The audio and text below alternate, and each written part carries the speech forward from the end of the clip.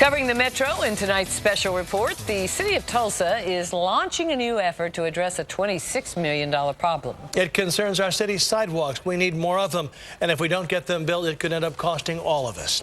News Channel's Kristin Dickerson looks at some possible solutions. They come through the eyes of people fighting for better sidewalks. I'm not crazy enough to go across there with all these cars back and forth like this. Nate Waters has been searching for crosswalks and usable sidewalks for 13 years. He was 17 years old when his neck was broken in a fight. Woke up in the hospital. The doctor told me I'd be paralyzed for the rest of my life. He's working to prove that doctor wrong by rehabbing here at the center on 8th and Utica. I can't change the past, but I can improve the future, and that's what I'm doing. Nate volunteers with 6 local nonprofits and has raised more than $500,000 for charity. But getting around is a challenge. Yeah, that's kind of difficult. Yeah, I don't want to risk sliding off. I mean, going in the grass and falling upside down on my head. So, well, I'm going to go all the way up here to 11th. Unless I want to cross the street. That's putting my life in my own hands, I think. Or putting my life in the driver's hands, I guess. Nate is fighting for better sidewalks. He recently became a member of the Alliance for an Accessible City. It's a new group of volunteers who want safe sidewalks. And it's not all about people in wheelchairs. There's people, senior citizens, kids, women pushing baby strollers. So this is more than just about physical limitation. This is about everybody.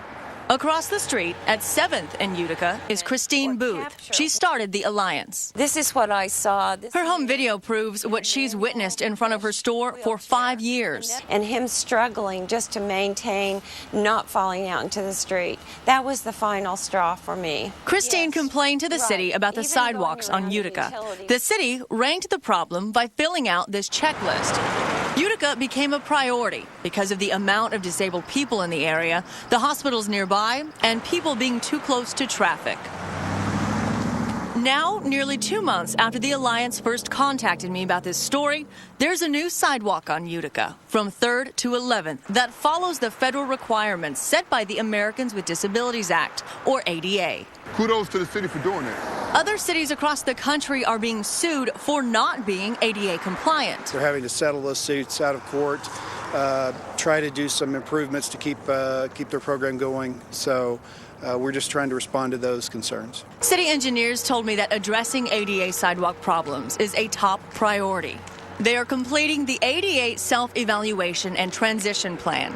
Basically, they'll analyze the city's sidewalks, crosswalks, city services, and buildings to find out how much more work needs to be done to be ADA compliant. Now, before this survey even starts, remember, Tulsa already has a backlog of $26 million worth of improvements to make. There is some money to fix them, but it's not enough.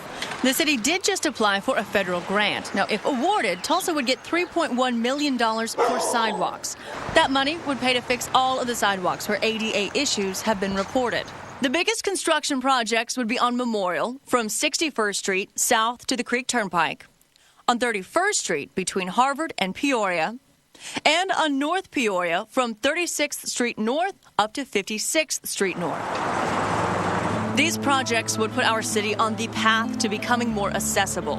And while the city finds out how much more work needs to be done, members of the Alliance will continue to push for change until improvements like those on Utica are seen across our city. Well, the best is yet to come, though. I truly believe that. This is a step in the right direction. In the right direction. Kristin Dickerson, News Channel 8. Now, starting soon, city workers will go block by block. They'll check all the sidewalks to see what improvements need to be made.